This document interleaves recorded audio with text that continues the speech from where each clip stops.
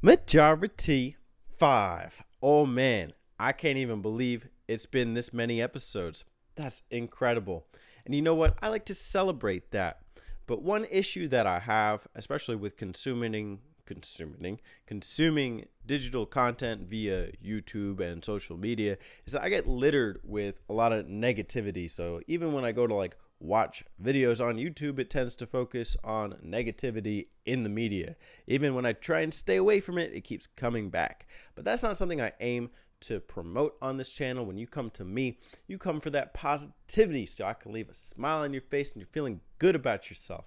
So that's my theme today, is about positivity and empowerment, especially through the media that we consume and the history that we learn. And with that, you can see behind me, it's a beautiful day out, so I want to take you outside to shed some light on your day.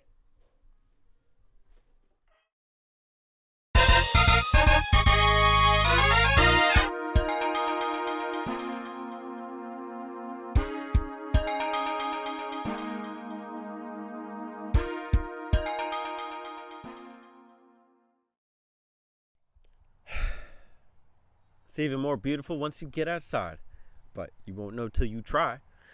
And I'm happy I did. I'm happy I made it outside because today's a great day to record a video, especially for Majora T. And I always like to start these off with the month review, this time for the month of May, and usually with what I read, because I do like to challenge myself to read a book every month without fail. And this is the book I read this month. It's called Unbroken. Unbroken is, how should I put this? This is an iconic wartime story, especially from the American front. But even if you're not American, I think this is a book that you should definitely be aware of, because it also reflects the experiences of POWs from other countries such as Britain and Australia, but unified behind a particularly salient story. Now, the way I was introduced to Unbroken was, I think I had seen it on one of the movie channels. I did take this out of the library, and I rewatched it after having finished this book. I'm glad I did. The movie's great, especially after having read the book. It does a very good job at detailing the events of the book. But this is more than just the experience of a POW in a Japanese internment camp. This is the POW experience as one part of the story, okay? That's one story in here. This is also the story of a man who survived on a raft at sea for 47 days. So that's two. And the third is, it's the story of the child of immigrants who never quite found a place to call home, even in the state that he called home in California. So that's three. And four, it's the story of a boy who became a man on the track, on the track and field with the Olympics, and became one of the fastest mile runners early on in the 1930s, 40s. This book has many stories, and those are primarily the stories of Louis Zamperini, but there are so many more people whose stories are brought in through this book. And it really sheds light on not just the mindset of someone who could survive something as difficult as being stranded in the ocean with sharks swimming under your raft. It's not just the story of someone who could survive in an internment camp where food was scarce, or it's not just the story of somebody who was a bombardier on on an aircraft that had a record high malfunctioning rate. No, this is the story of POWs under, one of the cruelest, most atrocious systems of internment that you could fathom. And it's something that the movie it captures, okay? So in Japan, right, the guards are instructed to put these prisoners to work. Now, although there's a Geneva Convention, right, which they had signed after World War I, stating that POWs must be treated humanely, that is clearly far from the case as documented in Unbroken. And, a lot of it comes down to not just food, which of course was scarce, but also inhumane treatments of prisoners. And there's so much in here that I think we need to know and be aware of so that we don't repeat this going forward. And, when it comes to autobiographies, I tend to be skeptical, primarily because autobiographies are written in the style of first person, and this is what happened to me. I went here and so and such. I read the autobiography of what's his name? I can't even remember. Frank Lucas or something. Not Frank Lucas. What am I saying? The drug pin cartel from New York. I can't remember it now. But this one I trust for two reasons. And one is that in the last 50 pages of the book, it's littered with references. Okay? Now, everything is sourced. The author mentions several sources. She conducts numerous interviews with other POWs and references interviews with Japanese guards at the camps at the time. And the story is therefore believable. And the second is that this author this is her second book, and the first book that she wrote was The Life of Seabiscuit. Now, I don't know anything about Seabiscuit, although other than what the book said about it being a Great Depression horse, but I know the name. I know of Seabiscuit, and I think we can definitely credit that to Laura Hillenbrand. So, even though I said, everything in the story is believable, the story itself is unbelievable. It's outrageous, the prisoner treatment, but it's also incredible how Louis managed to survive and overcome so many difficulties pre, during, and post-war. And I think you have to give it a read for that. Check it out. Now, as far as games, this is definitely a month to be remembered. I played some absolute classics, and I couldn't be more content. And I'm going to try and run through them quickly. So most of them are on this SNES Mini here. One of them was Super Mario Bros. 3, which is not on here, but I left the game at my apartment. The two I played on here were Legend of Zelda, A Link to the Past, and Star Fox. And then I also got the Sega Genesis Classics for PlayStation 4. And I've played Sonic 1 and an arcade mode of Virtua Fighter 2. I have something to say about each of them. I'll try and just run through them quick. I don't feel like running too much time. My laptop's not plugged in. But I've enjoyed every game I've played. I just want to start off with that. I think all of them are really good.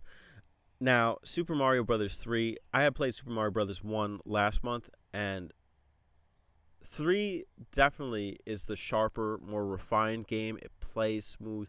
It's the Mario game that Mario Bros. 1, I don't want to say wants to be, because Mario Bros. 1 is great in its own right, but it's as sharp as Mario Bros. 1 wants to be. And when I say that, I mean that it's just that everything is well established, from a map system to items to the little power bar at the bottom that makes you run. I had a blast playing Mario Bros. 3. I think if you haven't played it, you should play it. You should at least try it. I know Mario's not for everyone. You got to really have that precise platforming, especially for like these NES Mario games. But it's worth it. It's a fun game, and it's challenging in its own right. In some respects, it's actually a little more challenging than Mario Bros. 1. But give it a try. That's what I want to say about that. Now, A Link to the Past, I've actually been plugging away at this game for a while, and I had gotten to the third dungeon in the Dark World, and I had put the game down. I was getting a little frustrated over not figuring it out.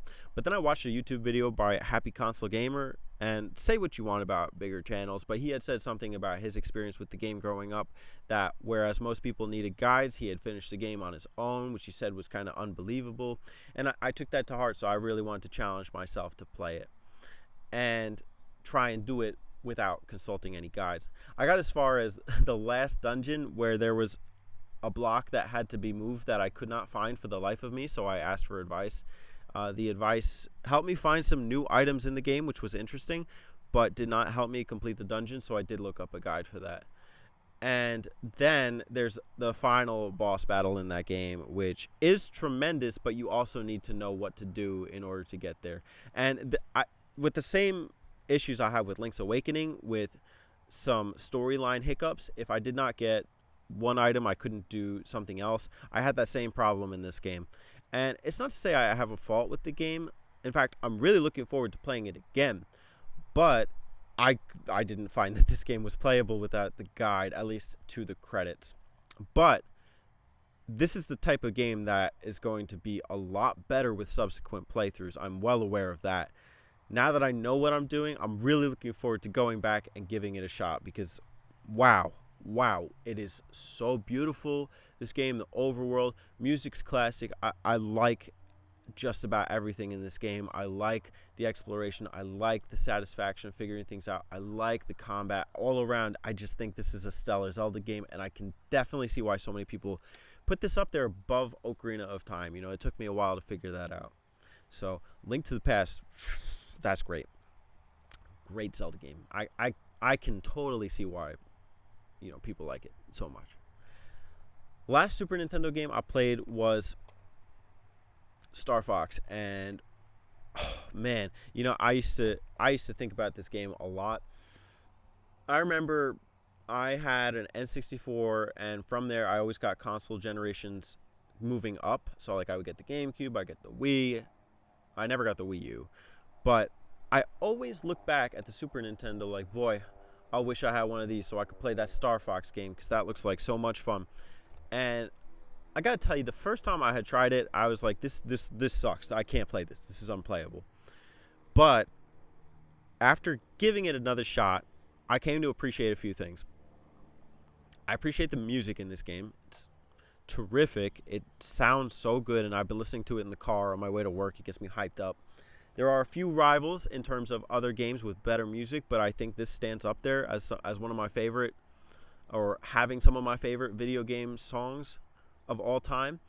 I definitely appreciate how smooth the R-Wing flies by comparison to other games. Like I played Galaxy Force 2 on the Sega Genesis Classics, and I can't say it plays as smooth as Star Fox. Sorry, Sega, but Fox McCloud just has it down.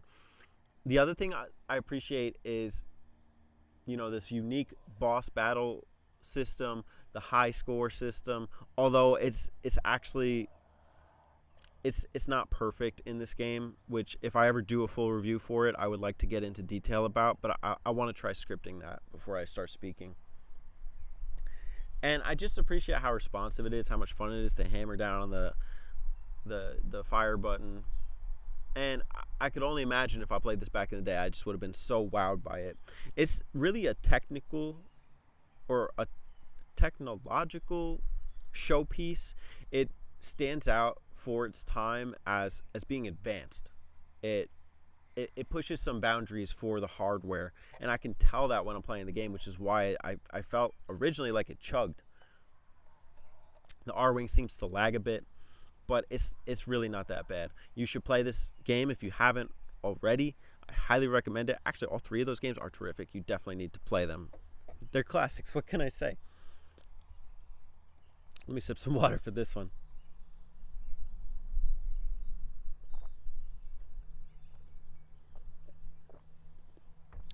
All right, so speaking of classics, we have Sega Genesis classics. And I've been up in the air about this title for a while. I didn't originally jump on it. It's not because I thought $30 was too much to pay for this, although I did pay less. I paid $20 and I got the poster. The disc is in the PS4. It's just because every time I see these compilations, it has like the same games. I have these games on my 2DS. I have these games on my PlayStation 2, and I have several of them on my Sega Genesis. And what did it for me was two things, one of which was to be able to play easily on the PlayStation 4. And the other was that I really like several of these games, including Sonic and the Streets of Rage, etc. And I have to say, after playing it, I'm not going to talk about the games that I finished, but I am going to talk about the compilation. I'm happy it exists. I'm happy I get to play these games again. There are a few little details I have that I'm not content with in the compilation, but I'll start with the positive because that's what my theme is. This is just a very affordable way to enjoy a bunch of what SEGA calls classic titles, and I'm not debating them here. I'm glad they didn't include like at games titles. I'm glad that the games play well and that the emulation is strong. I've rarely come across terrible input lag. All in all, as a SEGA fan, it's a nice compilation to have, especially since I don't have a 360 or the PlayStation 3. And also being able to play online, I haven't done that yet, but having that option's cool. There's challenges for several games, as well as trophies. There are multiple ways to enjoy these games. And most of the trophies come naturally anyway. Like if you're playing Alien Soldier, I think it's just trying out 4 weapons. If you're playing Sonic, it's like, get a certain number of rings. It's pretty straightforward. But I do want you to be aware of a couple things that actually drive me a little crazy about this. One of which is the inclusion of a rewind feature. So if you press the L button, you rewind, or if you press the R button, you fast forward in the game. So like if you messed up, you can actually just go back. And I really dislike that that's an option, because when you have that as an option that's so easily accessible, it's very hard not to do. And I'm a purist. I really like just playing the games the way they're intended to be played. Although I don't mind the challenges. I think that's pretty cool. I get a little annoyed at the sacrifice of difficulty. But I understand why it's there. And I'm going to get into that. It's because there's games on here that are, to me, just almost unplayable, that I've never played before. So, for instance, like Alien Soldier, I cannot get past stage 1. There was something else I was playing. The Galaxy Force game, you only get a certain amount of fuel. So I get that it's there to help you, but I would prefer that the games offered you enhancements to help you. Like, I would prefer having a continue system, although I even would probably gripe and complain about that. I would prefer that you had the option to add more lives, etc. The rewind feature is just too... It's too... how should I say, hand-holding, and I'm not crazy about that. But I think that the positives outweigh the negatives here, and you need to look at the compilation holistically. You can't just cast this off for things like that. Also, the ability to have a home SEGA interface to play the games is pretty nice. So that wraps up the games that I've finished for the month, but there are games that I'll never be able to finish that I would like to talk about in this month's review, and that's for the Atari 2600. So enjoy.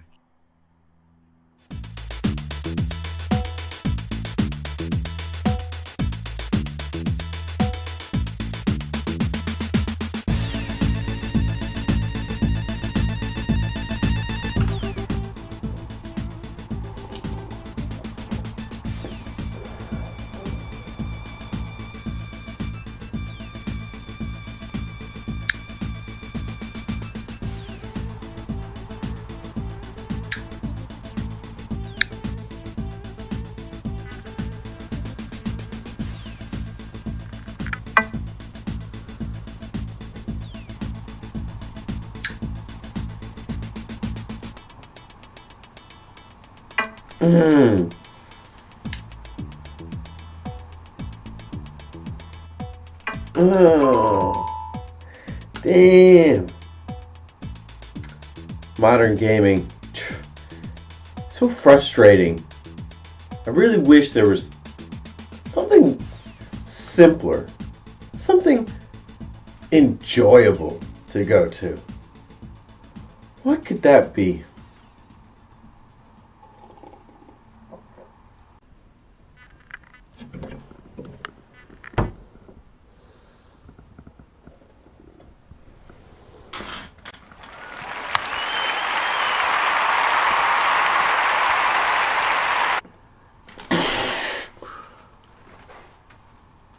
That looks like fun.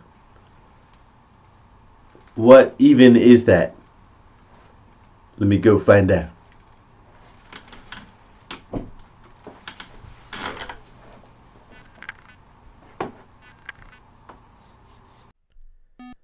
Why, this, my friends, is none other than the Atari 2600.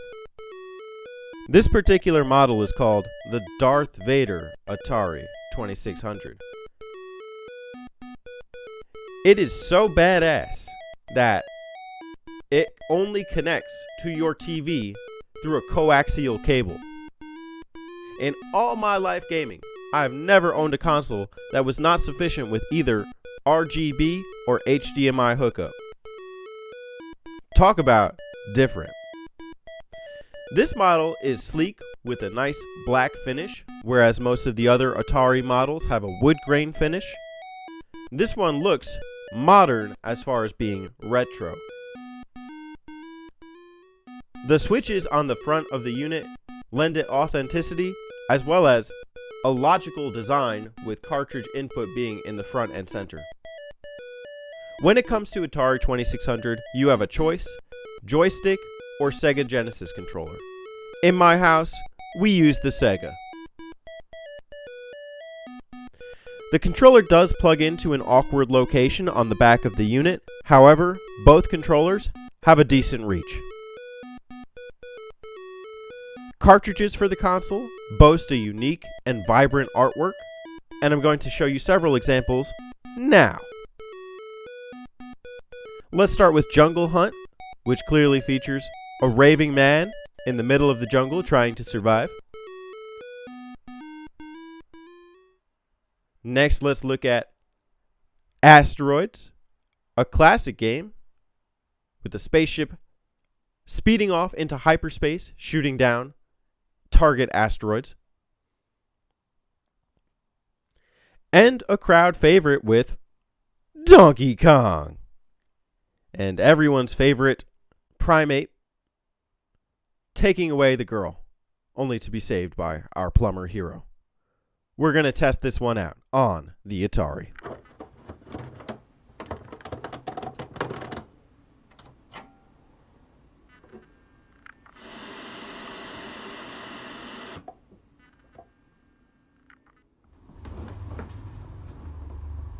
So, fans of the original Donkey Kong will notice that the Atari 2600 version pales by comparison to the arcade version as well as the version on the Nintendo Entertainment System. It's unfortunate. However, I would like to note that the game still runs intact.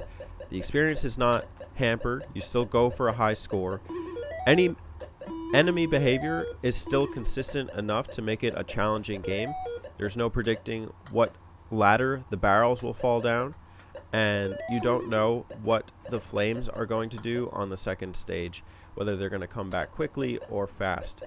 Now, I would like to point out that the flames actually can't ascend or descend the ladders as they can in later iterations.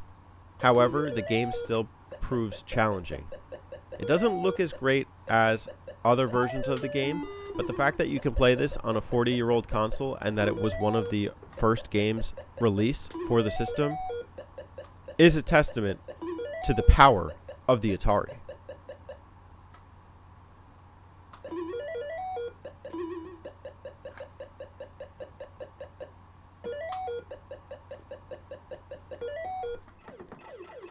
Next up, we have a personal favorite of mine, Asteroids. Now, I've been playing Asteroids my whole life. I used to go over to my friend's house after school and play it on his home computer. And by home computer, I don't mean video computer system as an Atari 2600. I mean a desktop. This game plays incredibly well on the Atari 2600. It's responsive, it's addicting, it's fun, and it looks and sounds great. The vector-based graphics still look beautiful. Even the different colors for every asteroid make the game palatable on the eyes. Additionally, you have pleasing sound effects. The sound of the ship firing sounds like genuine lasers. Pew, pew, pew. At the same time, the sound of the asteroid exploding is fitting. The game's fair too. It awards you an extra life for every 5,000 points, almost as encouragement to keep going. But the game still gets harder with every wave of asteroids. You also have that little alien ship that comes across the screen. All in all, this game is well worth being in your Atari collection, if not constantly plugged in to your unit.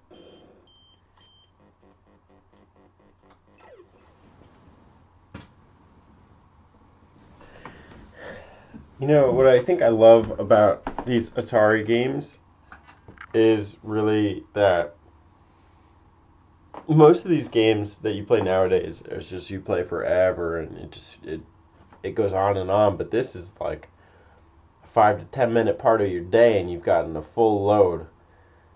Come on, destroying asteroids? Who doesn't take pleasure out of that? Find me that person, let me give them a copy of this cart and see if they don't have some fun too. Last up, we have another fun one here. This is Missile Command. I've got to admit, I have never really been a huge fan of this game. I see the pleasure, but even at the arcades when I used to play this with a trackball, I could never really get into it because I couldn't keep going. But I'll tell you what, the Atari 2600 changed my mind. This game plays so well on the Sega Genesis controller. It's really easy to navigate the screen with your cursor and fire a missile at the oncoming missiles. I also like that this game runs consistent with the theme of space that you see on the Atari 2600. You know, you have your games like Asteroids and all of these spaceship games. This is clearly one of those ones that other games would try and live up to. And all in all, this one plays well. It feels like I might as well be playing it at the arcades. I can't complain. And it's a game that makes you want to keep coming back and trying to keep pushing. Currently, I think I've managed to get to 7 or 8 waves and close to 20,000 points. I want to come back and I want to do better. And that's part of the beauty of playing games like this on the Atari 2600. Something you don't see so much in today's modern games.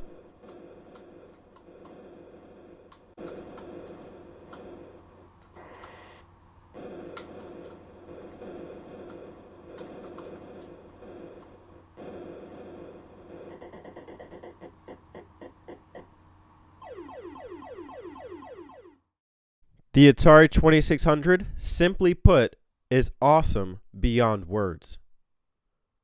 It's actually not something I could ever do justice to, simply because people tend to be narrow-minded.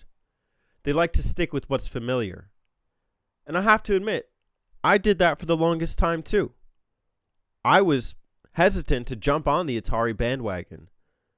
Not to say that the bandwagon's even that big, but once I really started experiencing it for myself, I got to see all the awesome, creative, and artistic games that the Atari 2600 is capable of playing. Even today, developers can code for the system, which is a real testament to what the Atari has to offer. I know that the Atari 2600 is a gamer's console, and I'm so happy to own one and experience more Atari in the years to come.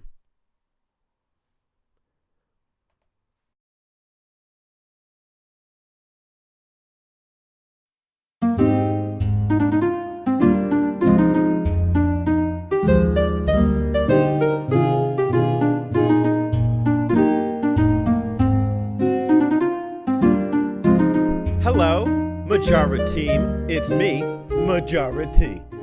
Happy to invite you to join in this month's installment of Majora T Speaks. This is one of my favorite shows to do on YouTube because it's more about you than it is about me. And you guys get to bring your own insights and opinions into it, which I appreciate. I appreciate hearing new voices.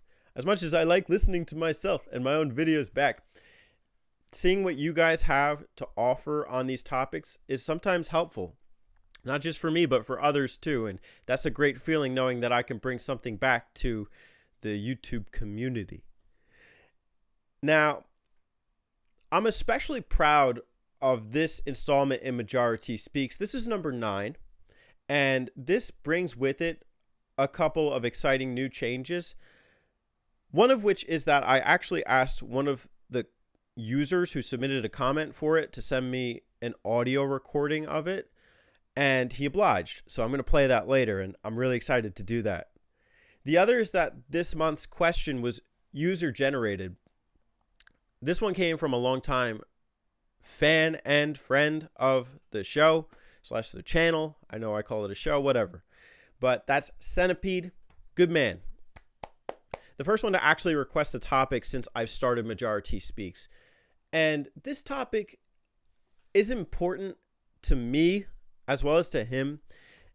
And I think it should be important to most of you guys too. And, you know, I had said previously that this question may not be relevant to a lot of the viewers on this channel, but I was really surprised with some of the inputs. And it proved me wrong. So that's a good thing. I don't mind being proven wrong. That's fine. I'm happy to have my views challenged. But let's get into it. Centipede asks how to get noticed on YouTube. That's a very important question, because YouTube is super oversaturated, yet so many of us still dedicate our time and energies into YouTube. And is it worth it? No, I'm joking. But the question really is, how do you maximize your viewership? And I think that's a very important question. So with that being said, let's get to the 2 text-based comments first. First coming from BioPhoenix. All right, so he says, as for the topic at hand, as someone who only does this for fun hobby, from what I've noticed with channels that grow fast is that you got to keep up with the algorithms and network with other people via Twitter or Facebook groups. Gotta go fast. Now, that's the point, is that the networking aspect on Twitter and Facebook, I find, don't actually work as intended, and that sometimes when you share video links to YouTube on other social media platforms, that they don't actually go anywhere. Nobody seems to notice. I think maybe, now thinking about it, if you use Google Plus to share your content, maybe that actually makes your videos more viewable. But I agree with you that you have to build connections with others on YouTube and collaborate. I know, like, I have several close friends, one of whom is BioPhoenix, and who I'll always happily promote his videos and his insights. And that close-knit community of content creators is really a big point in helping your channel to grow. Now, I know in Centipede's case, he had mentioned this during the YouTube premiere for Majora T4, is that he wants to use YouTube as a platform to share his art. So I think that this advice in particular is rather helpful, in that you need to find the fan base that you want to be a part of and work your way in. That's what I take from it. BioPhoenix concludes by saying, honestly, I just don't find it fun to make videos about what's trending. Amen to that, brother. I mean, I will talk about them on a stream, but I won't dedicate time to make videos on the PS5 rumors or anything like that. That's a great point. If you dedicate your channel to gaming news, then you're really not breaking out. I think that gaming news is way oversaturated now, and there's a lot more unique things you can do with YouTube than focus on gaming news. I don't even think that by focusing on the trending news will you necessarily get bumped up, although I see what you're saying about the algorithms doing that. The way that you do it, if you want to take that route, is you have to be super controversial and get people to click. You really need to clickbait the hell out of your videos. And I don't know if that's what others here want to do. I certainly don't want to do that. That's not important to me. What's important to me is making honest content I can stand behind that's also engaging for you guys. Hence, Majora T Speaks. Thank you for the comment, BioPhoenix. Much appreciated. Much appreciated. Next one comes from my man, DSchult3, a good friend from the Classic Game Room forums. DSchult3 says, I know some teenagers who have a few thousand subs. One has 20K. I think you have to find the right niche at the right time. If you're jumping into a flooded market, you have to stand out with quality and quantity. So I'll stop right there. That's great advice. First off is knowing that there are people out there who do great. Teenagers at that. Who wants to listen to some teenagers talk about games? Even as someone in my late 20s, do I necessarily want to? No, but I do listen to a couple teenagers here on YouTube, and they do what they do pretty well. Heck, I know one who's got over 1,000 now. So I've been listening to him for a while. That's great. And I'll shout him out right now. So he went over by the name, he's had several names, but right now his name is Star on YouTube. And I would say he takes the more controversial route with his videos, but I've always appreciated him for speaking his mind and doing so in a fun and engaging way. In many ways, he's actually, I would say, above his maturity level. So I'll continue. Some guys flood the market with a video a day without any thought, and I think that will only get you so far. Absolutely, I recommend you against making a video a day unless it's something easy to do. I would not personally do that. I know that I'm too busy with my career, and YouTube cannot be my career at this current point and juncture, so I don't bother with the video a day. I also think that the algorithm doesn't necessarily account for that because there are probably too many people who do that anyway. And Boston Burf had mentioned this once, that some people have broken out of that formula and still managed to find success with their once a month videos, etc. As long as you have that video that people are definitely going to look forward to, then you've got a strong fan base. He had mentioned Classic Gaming Quarterly, who I'm recently getting into. They have videos that are so well put together that archive the history of gaming consoles and years in gaming. And that's pretty special. I watched the Sega Genesis in 1991 video, and that one was something to look forward to. I'll just say that. And now I want to watch more of his videos. Let me continue. A lot of it has to do with timing and a mixture of quality, substance, and style. That's a great point to go out on. DSchult3, thank you for the comment. That was very insightful. I hope that helps some other people out there as well. The last comment comes from my man Terry309, and we're going to listen to this file together. Audio file, of course. Let me just put my trusty headphones on. Shall I? I think the key to winning at YouTube is networking. Not because it gives you growth, but because it gives you other people to connect with and share your views with. People have forgotten what YouTube really is. It's all about connecting with people through video. It's not about getting famous or making money. It's about gathering a group of like-minded individuals and connecting with one another. It's just like social media, but in video form. I'm always on the lookout for people who offer content that involves discussions about video games that revolve around the community, because that gives me the ability to share my voice, which is the very reason why I'm on this platform to begin with. It's not the only platform I use though. My primary platform is WordPress, where I have my blog. I find that the biggest issue with WordPress though is that it's very hard to find people to connect with. Honestly, it's thanks to people like BioPhoenix and Boss and Birth that helped me find Majora T's channel, and in doing so I've gotten a lot of value out of it. That's what networking is all about, you see. I don't expect to grow on YouTube anytime soon, it's just not happening. I'm just fortunate to have the few people who care enough to come and watch my content, and really I'm content with things staying that way, to be honest. I will say one thing though. When no one consumes my content, it can be a bit disheartening, but if at least one person is watching and commenting, it makes all the difference, really. Thankfully, my connections have given me something more important than any fame or money could. Wow, that was a beautiful voiceover. Thank you, Terry. I appreciate you reading that comment, first off. It's nice to hear other voices on the channel, and if you ever want to do that again, feel free to send me an audio file and I'll feature it if it's a comment that pertains to the video. Now, with regards to the input, I think Terry gives some great insight here. One of which is that, yeah, you have to network, but you have to do it smart. It's not necessarily about, hey, here's my channel sub for sub. It's, look, we do something similar. I like what you're doing. I hope you're going to like what I'm doing. Maybe you could give me some feedback or something. It's actively going out there and searching for it. And I think that's the first step. Centipede seemed to have done that. So I appreciate you even asking. And Centipede, when you start your YouTube channel, let me know. I'll come give you some feedback and drop you a sub if I haven't already. I think I have.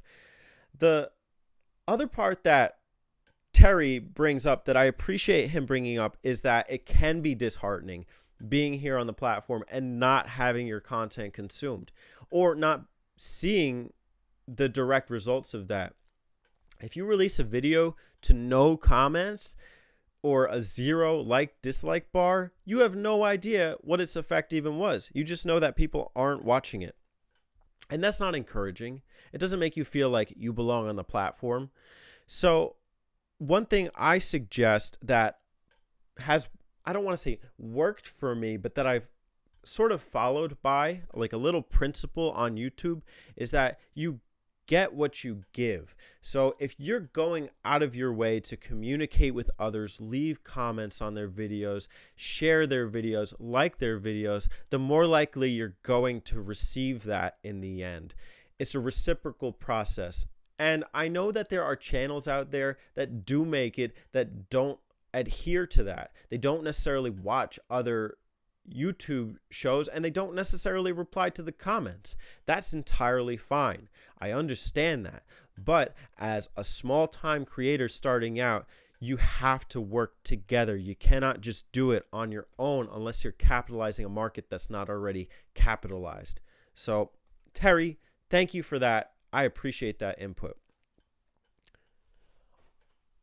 I want to do something I don't usually do with these. I want to give my own answer to this, and it's not scripted, but I have thought about this question. And to me, the answer to this question about how to get noticed on YouTube is by comparing it to owning a shop. So if you own a shop, your business will either stay afloat, succeed, thrive, or it'll eventually die off because you couldn't make your bills. That happens to a lot of people on YouTube. They get burnt out because they're not making anything in return and they don't see the value in continuing.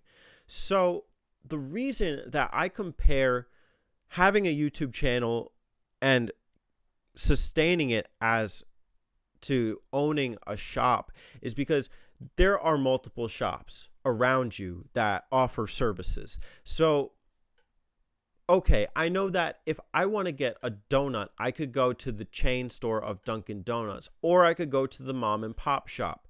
The mom and pop shop needs my support, and they also probably make better donuts than Dunkin' Donuts does. But at the end of the day, Dunkin' Donuts is the one that's thriving.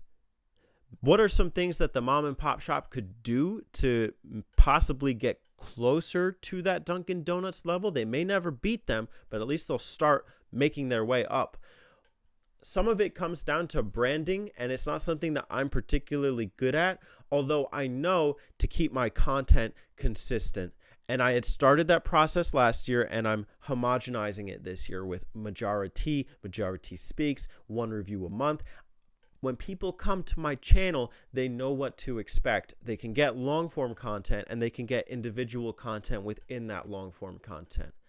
I'm not saying anyone or everyone has to do what I do because this is still a learning process for me. However, I know that if I become a reliable content creator, that people will follow me to the end. So that would be my advice to you, Centipede, is to decide what it is that you want to achieve and organize your channel around that accordingly. That's my answer to the question. So we had some very special moments here in Majora T9. One of which was Centipede asking the question, and the other of which was Terry offering audio insight. That was great. Now, my question for you this month pertains to Centipede's question, but in a different light. And I think it was very brave of Centipede to come out and ask that question. Because what I find is that oftentimes people are quick to give advice, but slow to take it. And him coming out and asking that question shows that he was willing to be vulnerable. And I want to show you that I can appreciate and take your advice. It's not to say I will follow it, but I want it. I rarely ever do Q&As. This is not a Q&A, but I would like your advice on what I do here on my channel. What are some feedback, suggestions, and or advice you have for me as a content creator, as you know me, and it's stuff that I've been doing here on YouTube? So that will be my topic for Majora T Speaks for the next month. And I'm looking forward to your responses. I know what I do well, but sometimes I may have a blind eye. And it's not necessarily about succeeding. Again, if by the end of the day, I haven't broken a threshold to make any money on YouTube, that's fine. I can live with that.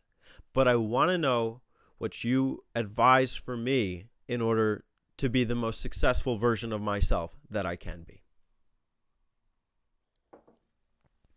So that's it for Majora T 5. In closing, I think I did some great stuff this month. I played through some great games. I made a great video on the Atari. And I've made myself vulnerable to you guys.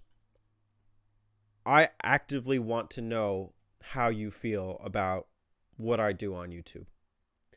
So with that being said, thanks for joining. Looking forward to seeing you in more Majora T's to come.